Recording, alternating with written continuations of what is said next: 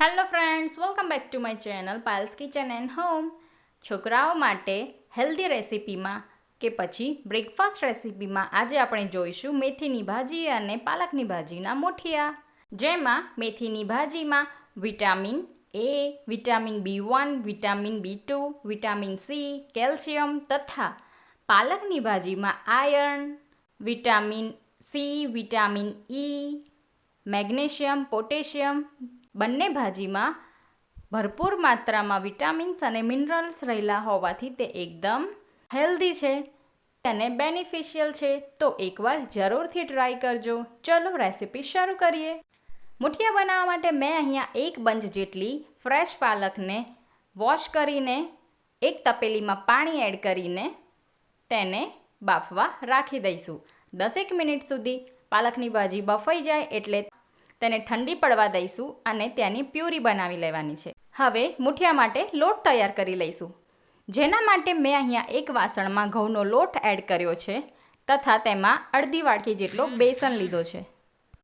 હવે સૂકા મસાલામાં મેં અહીંયા 1 થી 1.5 ચમચી જેટલું ધાણા જીરું પાવડર, 1 ચમચી હળદર પાવડર, 1 ચમચી લાલ મરચું પાવડર, અડધી ચમચી જેટલું અજમો અને જીરું તથા 2 ચપટી જેટલું બેકિંગ સોડા, સ્વાદ પ્રમાણે મીઠું, 2 ચમચી જેટલા વ્હાઈટ તલ તથા 1 થી 2 ચમચી જેટલા લીલા મરચાં, આદુ અને લસણની પેસ્ટ એડ કરવાની છે. જો તમને ટેસ્ટમાં થોડું ખાટું અને સ્વીટ પસંદ હોય તો તમે અહીંયા લીંબુનો રસ અને શુગર પણ એડ કરી શકો છો. મેં અહીંયા સ્કીપ કર્યું છે. હવે મોવણ માટે થોડું તેલ એડ કરીને લોટમાં બનાવેલી પાલકની પ્યુરી એડ કરી લઈશું અને મેં અહીંયા મેથીની ભાજીને સાફ કરીને ઝીણી ઝીણી ચોપ કરી લીધી છે.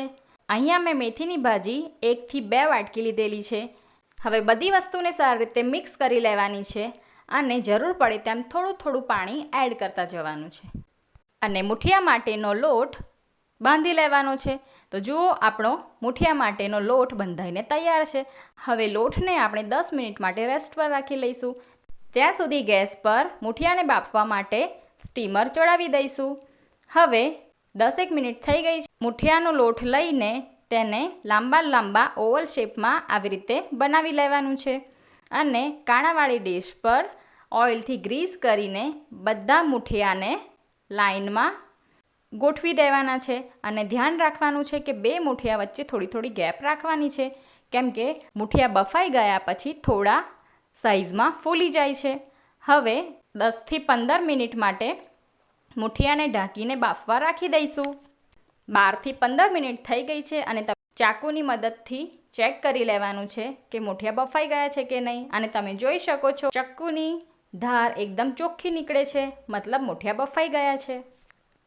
તો હવે બધા મુઠિયાને કાઢી લઈશું અને મીડિયમ થીક સાઇઝમાં રાઉન્ડ શેપ કટ કરી લઈશું.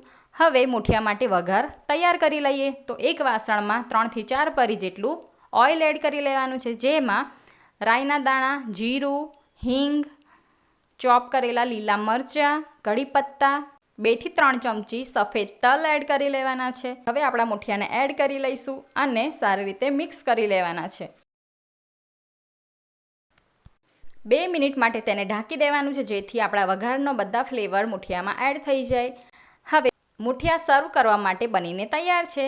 ઉપરથી આપણે થોડા કટ કરેલા ફ્રેશ ધાણા એડ કરી લઈશું.